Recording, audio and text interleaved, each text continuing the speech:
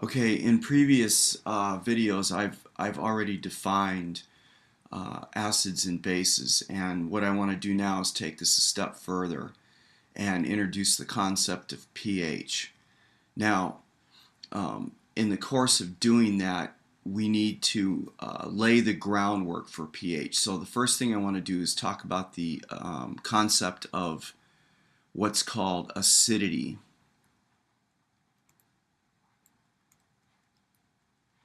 All right, and basicity. So acidity, by definition, is the concentration in molarity of hydrogen ion. So concentration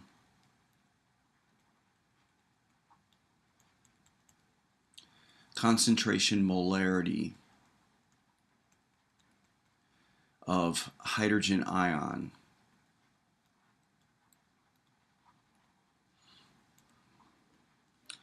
Which is essentially saying the concentration of H3O plus, all right, where the square brackets mean molarity.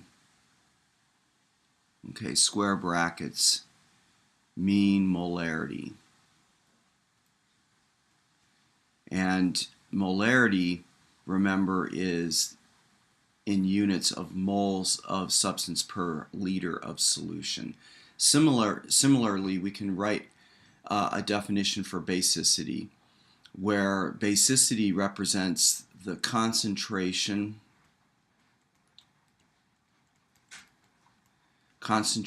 of hydroxide ion. And that is written in the same kind of symbolism, so we have square brackets OH minus, where the square bracket means moles per liter. Now, one of the things that I talked about when I defined acids and bases was this issue of H3O plus. So remember that when we dissolve an acid in water, that H3O plus is the same as H plus, which is equal to, and we can use this definition, we can call it a proton in this context, and it's also equal to hydrogen ion.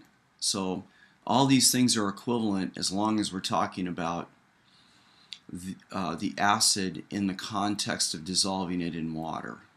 All right? If you take it out of that context, then things change. But in the reality that we're looking at this problem right now, all these things are equivalent. Okay, now in terms of acidity, we can define pH the following way, where pH is going to be equal to minus the log concentration of H3O plus. And we can define the basicity in a similar manner, but we're going to call this pOH, which is equal to minus the log concentration OH minus.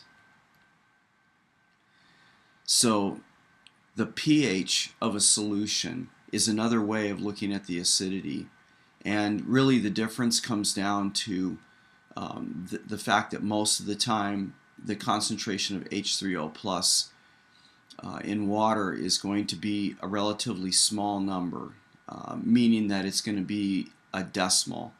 And by taking minus the log of a small number, we're going to get a larger number that we'll see in a video coming up.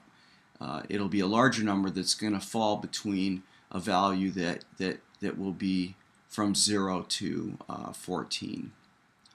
And similarly with pOH, this is going to give us a value that will also fall into this range, but the relationship between these two things is somewhat inverse, and I'll come to that kind of stuff later.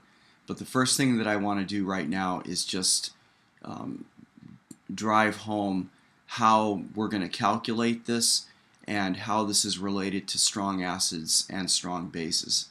So in the first example, we'll come back to the classic strong acid, which is hydrochloric acid. And when hydrochloric acid is added to water, remember that the definition of a strong acid is an acid that ionizes completely when you add it to water. So it's going to form H3O plus Cl minus. Now, let's say that we want to make a 1 molar solution of hydrochloric acid. So I'm going to write down the concentration here. And we're going to say that before any reaction happens, there's going to be 0 of the H3O plus and 0 of the Cl minus. And then, so the way I'm building this little chart here, this category going across this way would be the situation where you've acquired enough hydrochloric acid in a graduated cylinder. You're about to add it to some water, and then you're going to adjust the volume to a final volume that will give us a 1 molar solution. And so this is the state of the affairs before any reaction happens. Now, after the mixing, after the reaction is over, for a strong acid, it ionizes to 100%. So that means that after the reaction's over, there's going to be 0 of this. And there will be 1 molar of H3O plus and 1 molar of chloride. Okay, and the reason why this goes from 1 to 1 to 1 like this is because of the coefficients. If you look at the coefficients, they're 1 to 1 to 1. Okay, now if we want to calculate the pH of the resulting solution, we simply plug in the concentration of the H3O plus, which is 1 molar. So the pH of this solution, the log of 1, is equal to 0. So the pH of this solution is actually 0. Now, for the base, we have a similar situation. And remember that, well, okay, so I guess I haven't told you the base we're using yet. So we're gonna use the model system NaOH. And this is a strong base. It's one of your 5 strong bases. And when this is added to water, it's also going to ionize to 100%. And if we set the problem up like we did for the acid, before any reaction, what we want to do is prepare a 1 molar solution. And so initially, before we've added the white solid tabs to water to produce this solution, there's going to be 0 of the sodium ion and 0 of the hydroxide. After the reaction is over, because this ionizes to 100%, like the acid, the starting compound will go to 0, and then we're going to have 1 molar of the sodium ion and 1 molar of the hydroxide. And paying attention to our coefficients, these are also 1 to 1 to 1, which is why we go from 1 molar of the initial compound to 1 molar each of the sodium ion and the hydroxide. Okay, now we can calculate the pOH of this solution by taking minus the log of concentration of the base, which is 1 molar, and you see that the pOH of a 1 molar NaOH solution is also 0. And we'll come back to the significance of this because these two values mean different things. All right, but we'll deal with that in a subsequent video. What I want to say right now is that hopefully you observe the fact that the concentration of the starting material in both of these cases is the same as the final concentration of the H3O plus in the case of the acid and the hydroxide ion in the case of the base. So we can finish this by saying that the pH of a strong acid will simply be minus the log concentration directly of the strong acid.